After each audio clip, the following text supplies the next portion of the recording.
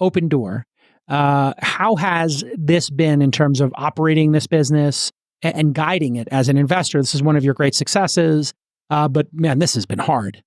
How are you navigating the storm? I think some of it. Well, so I mean, there's a reality which is Q2 interest rates in the United States raised at probably the fastest rate ever in a quarter. And that affects a lot of things in real estate, affordability, most importantly, mortgages, the price of a mortgage.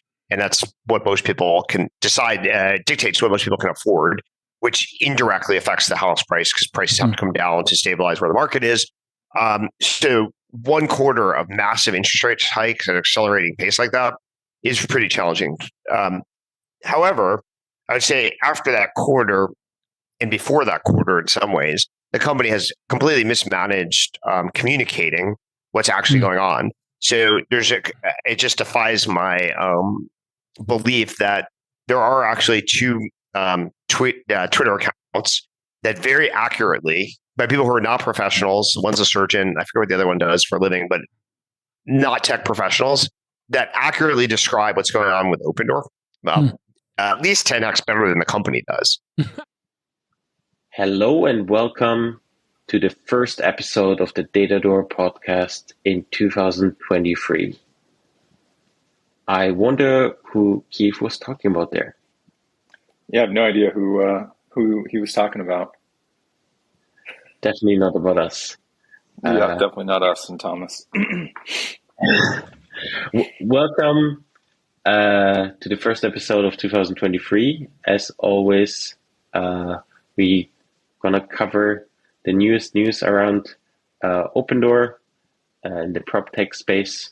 You can join us in the Discord and ask us any questions you want us to answer in future episodes, or join the amazing community there that discusses Opendoor on a daily basis.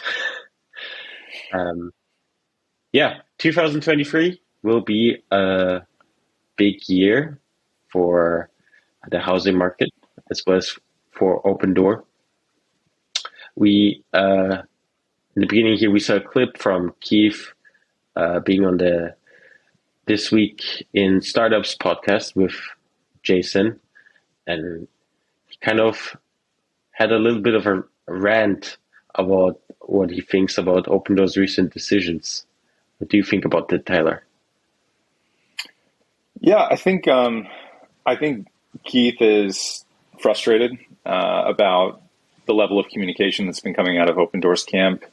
I think at times I feel the same way. I mean, I think the original strategy that Opendoor had was to keep innovation and product ideas, company operations, keep that sort of as a tightly held secret.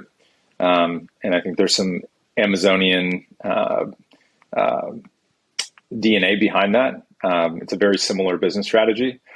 But at the end of the day, I think Amazon's business was a lot easier to understand, a lot easier to grasp. Opendoor's business, probably not so much. It's hard to imagine a business that's less easily grasped or shared with people. And so I think in that regard, the company could do a better job when it comes to communicating and updating investors, coming on podcasts to get interviewed about specific topics and share the vision and share why they think that they're going to win when it seems like the rest of the world thinks they won't.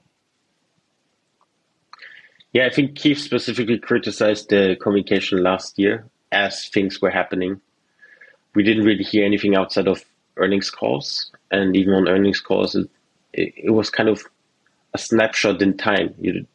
And the situation was really dynamic, especially after the Q2 earnings call.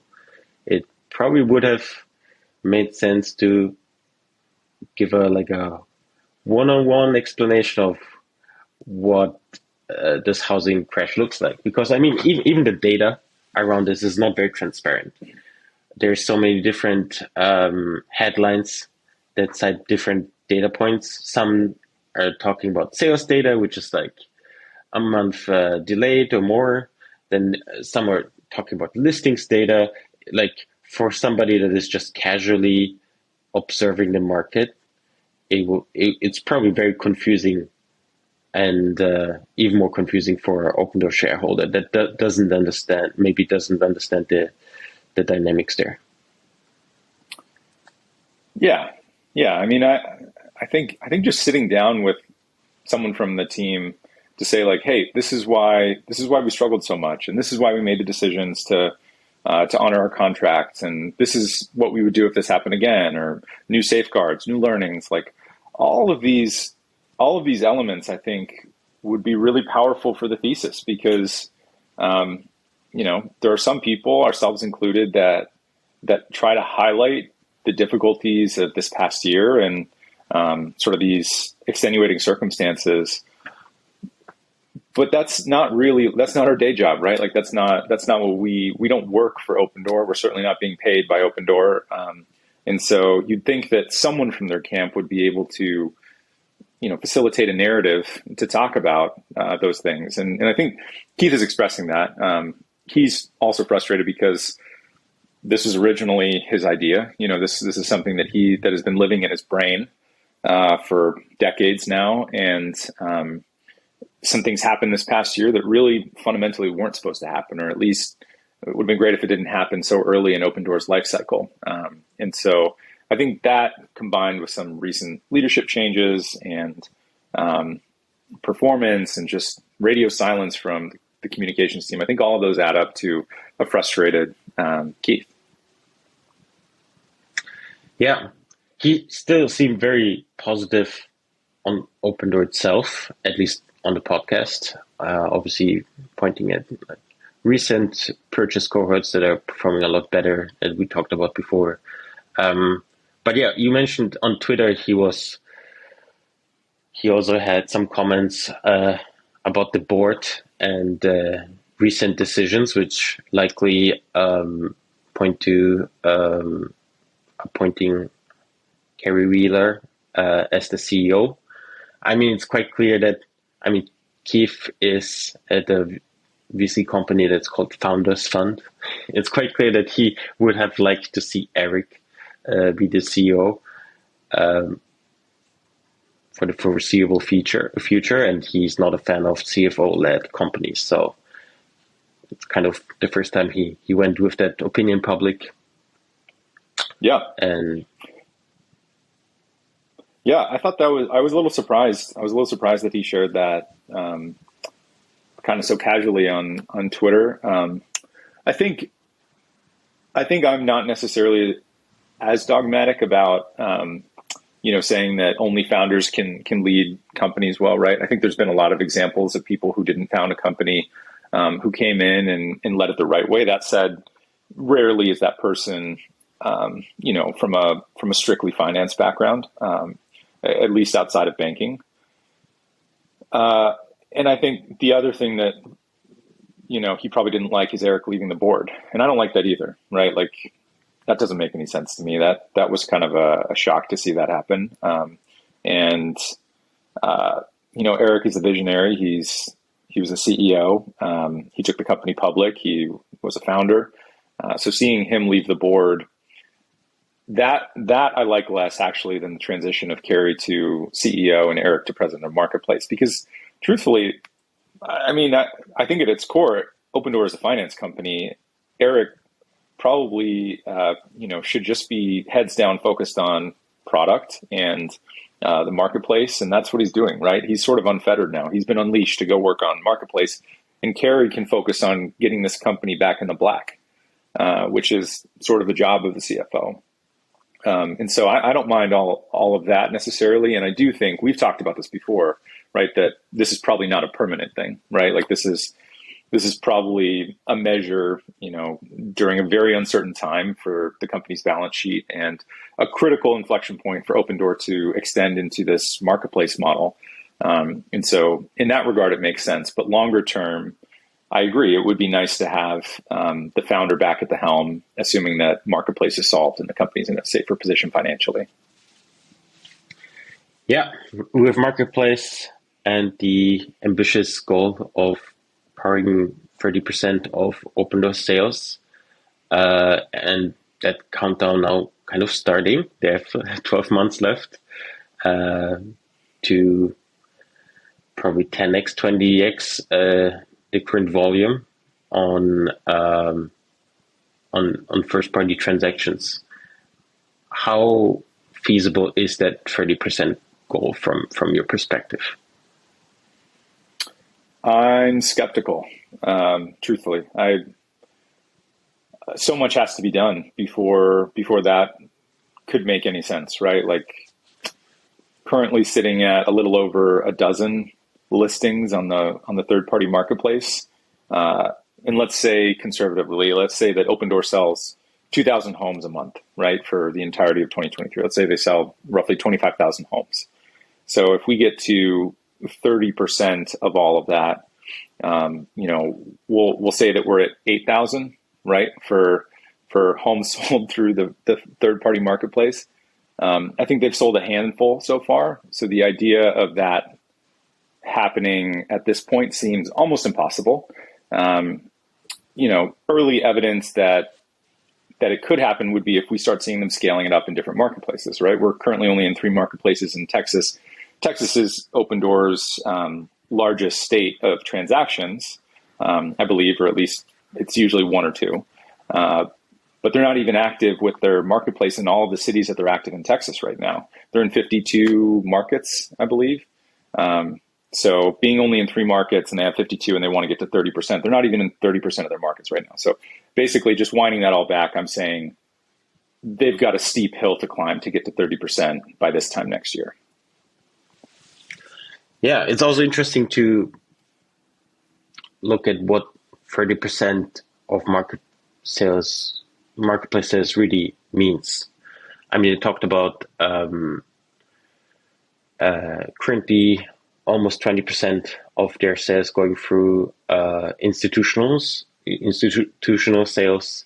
They are looking to move those to a model where they never own the home; they just pass them through in their marketplace. And as far as I understand, Investor Relations confirmed that this is part of the 30% goal. So that definitely helps if, say, 100% of the current institutional sales just go never owned to institutions, to REITs or big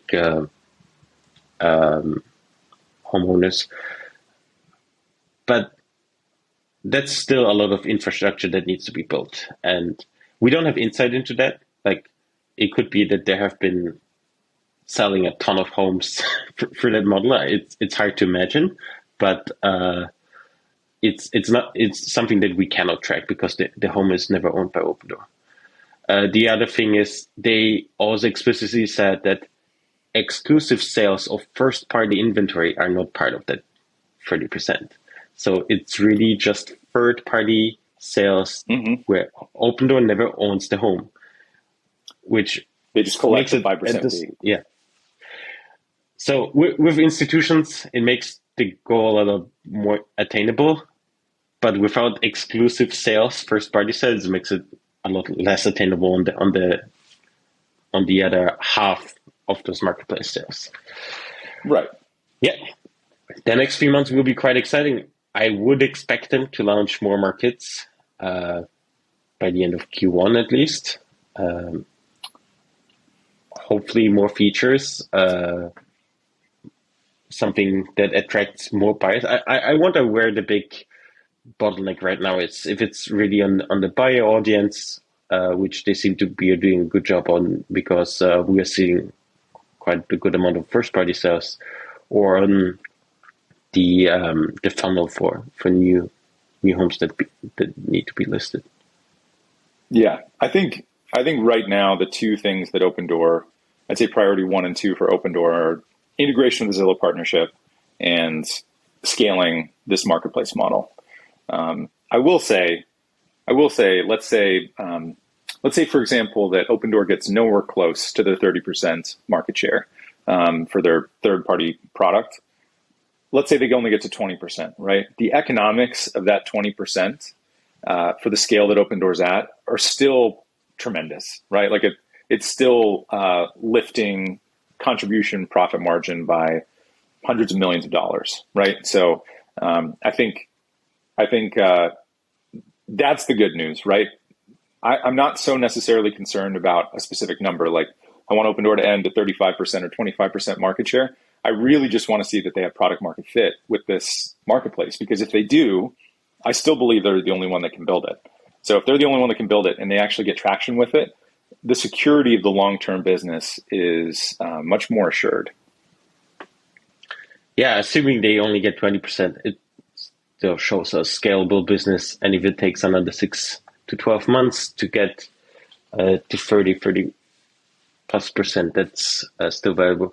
Another important thing is, like, they said 30%, but we don't know what that end number is. Like, what's the base of those 30%? If they forecasted that next year they're just going to sell half of the homes they sold in 2021, that makes it easier to get to 30%. But that's obviously not what we want to see. We want to maybe see the first party business decline a little bit or stay flat, but definitely not half to get to those 30%. That's our assumptions as well, right? Yeah. Oh, I mean, I'd love it if the whole business turned around and it was like first party was 20% and third party was 80%. That's a completely different business with like software margins. So that would be awesome, but I don't think that's going to happen anytime soon. All right. Maybe let's talk a little bit about 2022, because like we're just 1 week in 2023.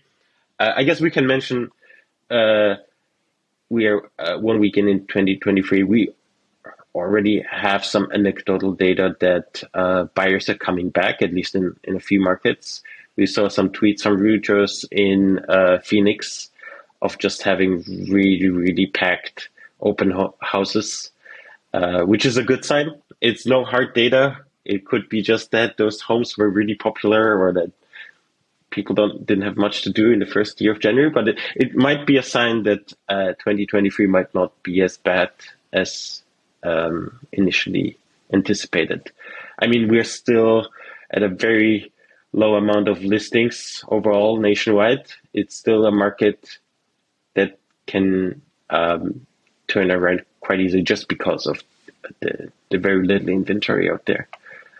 So we will be watching that in the next few weeks and probably have something to say about this as well. But let's talk a little bit about margins, Opendoor margins since November. Yeah, so back in November, after months and months of seeing Opendoor's gross margins fall, for monthly cohorts, basically since April of 2022, each month was a consecutive decline in Opendoor's margin. And in November, I said, I feel like we've hit the bottom for Opendoor's margins. I don't think we're going to go lower from here. I think we're going to see a gradual move higher out of November. And since then, what we've seen is that December's gross margin is higher than November. January's pending margin is higher than the pending margin that we saw in December, and February's pending margin is higher than January. So, we've been going like down, down, down since April to November, and now we're going up, up, up from November to February. Now, the things that doesn't necessarily include are concessions on closure of the sale, right? So you can go under contract for a house. That's the pending sale price. But then, if Opendoor is really trying to make sure that the sale happens, maybe they give a few hundred basis points of concessions, and then that progress can go out the window. And so that's something that still needs to be fleshed out. And that's happening in real time right now. But we're only 8 days into 2023 so far. But I do think that, based on the balance of inventory and the fact that every day it seems like Opendoor's embedded margin is improving, right? Their listing margin, the number of homes in inventory that were bought at inopportune times, that continues to decline. So they're right on track with what they guided for in Q2 and Q3 in terms of the homes sold. But yeah, I think I would like to see just progress from here and no more stall outs, no more declines. Obviously, the macro could influence that. Yeah, I think they're definitely starting 2023 with a cleaner book, a positive gross margin that helps. From here, as we discussed last episode, what we need to see is acquisitions increase. And the Zillow partnership could help with that. It's going to launch in Q1, whatever Q1 means. It could be next week. It could be literally at the end of the quarter. So it's still kind of uncertain how Q1 will end. Yeah, I think you bring up an interesting point there too, which is probably worth mentioning, is Q1 is actually pretty rife with potentiality for catalysts for Opendoor, right? Q1 is when the Zillow partnership is going to go online. That's a big integration, a lot of eyeballs to Opendoor. Q1 is going to be when they begin to ramp acquisitions. So I think that's going to be big news, right? Because it means that they're trying to return to normalcy. That means listing margins will begin to trend higher, and several months later, gross margins will begin to move higher. I think those are two really big ones. And then there's also the opportunity for Opendoor to announce expansion of their marketplace, right? I think those would all be huge too. Like, let's say Opendoor comes out with a press release and says, Atlanta, Phoenix, Charlotte, Miami, we're going to be opening up our marketplace. And now suddenly the funnel is tripled. And then they do that again, right? They do the same cadence as market launches that they did in 2021, for example. Suddenly you have an opportunity to build a pretty nationwide business that could be incremental to gross and contribution profit margin. And historically, Opendoor likes to announce these things right before earnings calls. So we hopefully might see something before February, right? I think the last earnings call was beginning of February. So I would assume that's also we will soon get an announcement for the next earnings call. What I'm also super interested about is usually openers, they're quite open on earnings calls and what they're seeing.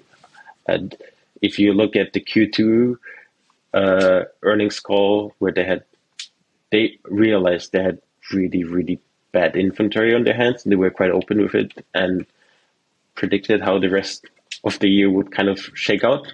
Now, people are not usually listening to what Carrie is saying on this earnings call or misunderstanding it.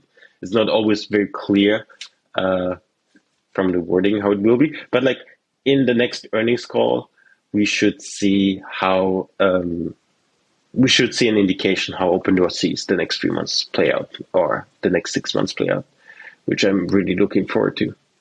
Another thing I'm looking forward to is the actual full year results of 2022. Yeah. Because even with whatever happened in the second half of the year, I think the full year results won't be as bad. Probably, I think if Opendoor survives this period, margin. Sorry, yeah, go ahead. I was just gonna say, I agree with you. I think the contribution profit margin can be 4%, which was the goal for the year, right? Despite the housing downturn, I think Opendoor's contribution profit margin is going to be 4%. It's wild. Yeah, and that's basically what they said from the beginning of the year. That's what they're aiming for, 4 to 6%. Obviously, 4 is the lower end, and we could fall below that depending on like the details of Q4, but it's very close. For one of the worst housing crashes in the history, it's probably not that bad. And I assume if Opendoor makes it through this period and the next year is going to go well, I think 3 years from now, when we look back at 2022, it will look a lot less chaotic and crazy, sloppy how it looks like right now. And I think a lot of that is the missing communication, right? People read the headlines, the Bloomberg headlines, they look at listings that sell 20%, 30% below list price, and they don't really see the big picture, and nobody's there to lead them to the big picture. So hopefully in 3 years from now, we will look back and do a review of the years since IPO, and 2022 will look a lot worse than expected. But talking about 2022 being worse than expected, there was kind of this discussion on the Discord and also on Twitter of how 2022 is worse than 2008. 2008. And I think we can like kind of talk through that, what that actually means when people say 2022 is worse than 2008. Yeah, worse is sort of a nebulous word, right? Like, what does that actually mean? I think the set of circumstances that catalyzed 2008 and those that did for 2022 are very, very different, right? At the heart of it, the American consumer, I think, is much healthier in 2022 than they were in 2008. But I also think, in terms of worse, the way that I think about worse for 2022 is just that the velocity of the change was like overnight, right? Like something, mortgage rates went up and demand just vanished. It was ghost towns at open houses, right? And that was the big difference, is that it was like an overnight revaluation reset on what your home might be worth. And not only that, but you're combining that with, rocket highs every month before that. The preceding months before that overnight change, home prices were just going up and up and up and up. You could sell your home casually. You could just list it and have a bunch of offers on your home well over asking. So I think that's a very unique circumstance relative to 2008, when you had people who had no business owning 5 homes with these adjustable mortgage rates, and suddenly they can't pay for them, and they have no equity, and so many foreclosures and all of those things. I just think those are different. The way that 2008 was worse was peak to trough, at least so far. The decline, I believe, was worse in 2008. But the velocity is what really characterized why 2022 was worse. That's the real difference, as far as I can tell. And people have so much equity in their homes because home prices went up like crazy since 2020. There's no reason to sell. You're locked into a 3% mortgage. You have tons of equity. Why should you sell now? And even if you're forced to sell, you're probably walking out with some extra cash instead of being underwater like it was the case in 2008.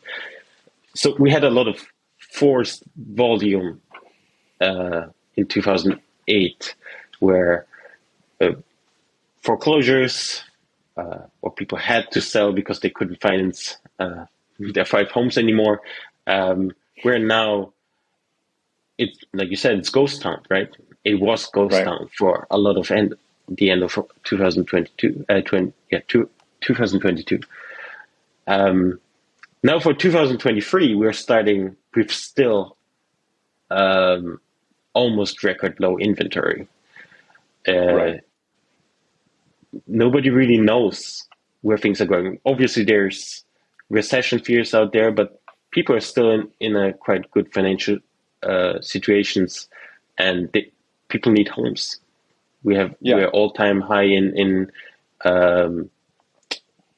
family creations.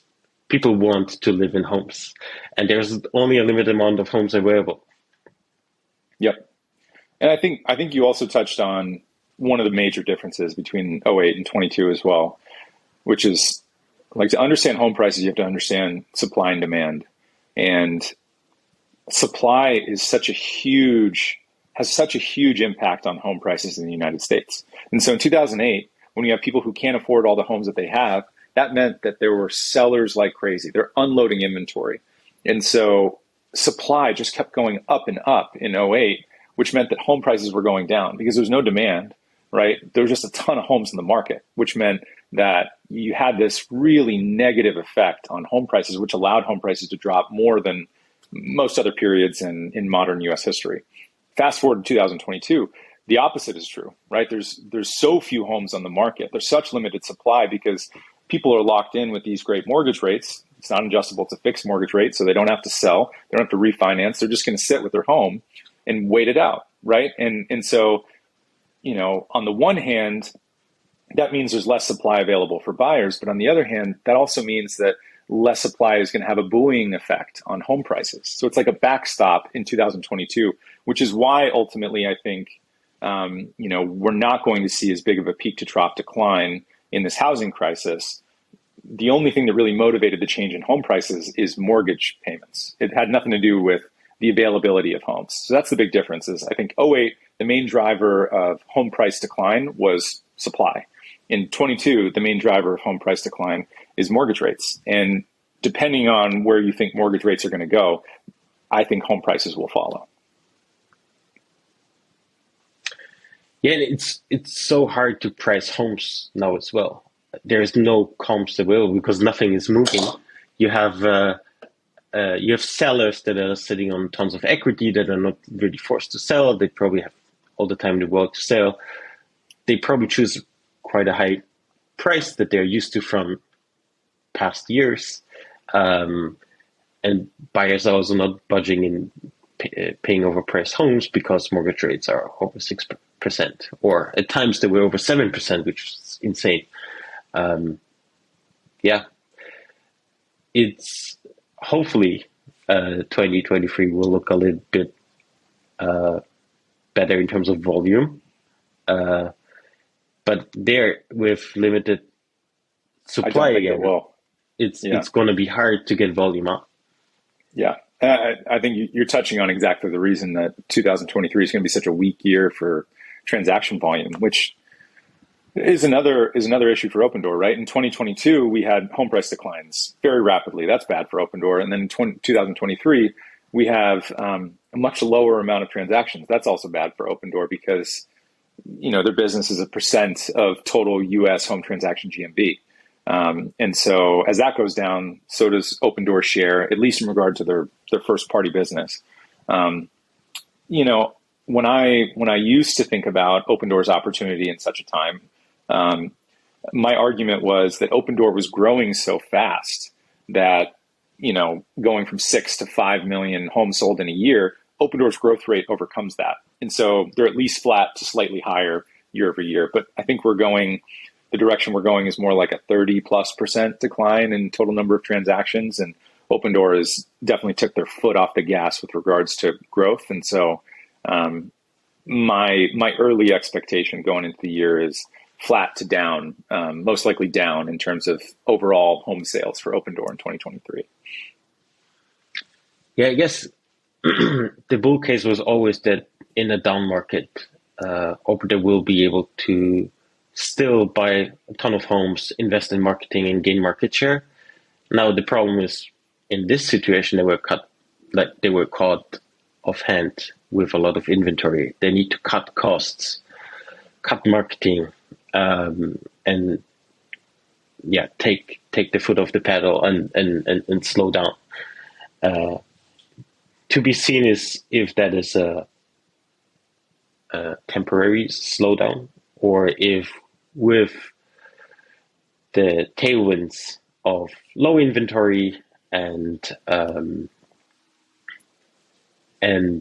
Civil partnership and their investment in the marketplace, if that can help them get out of this faster.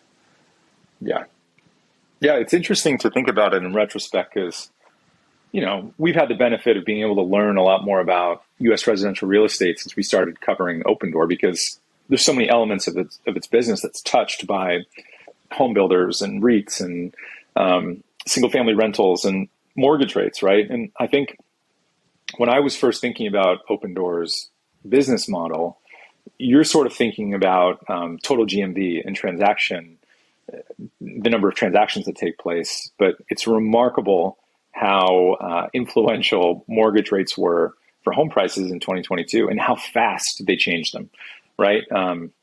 So I think those are kind of the two levers to consider, is that maybe in a 2008, Opendoor does a little bit better because the speed isn't what it was. And Opendoor owns those homes, but it still would have had to compete with all of this inventory flooded on the market, which I think would have meant that unless you were able to really sell homes quickly, everything you owned was depreciating pretty continuously for over a year. Yeah. The ability to see that we're going in a down market would have been a lot easier in 08 to see that we're going to a down market, because it went slower. While here, interest rates went up, mortgage rate exploded. It was a sudden stop and a sudden drop in buyers.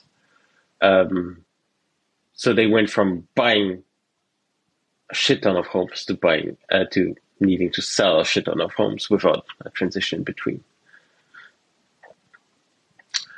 All right. It's a bummer. It's a bummer. I guess that's a great way to end the first episode of 2023.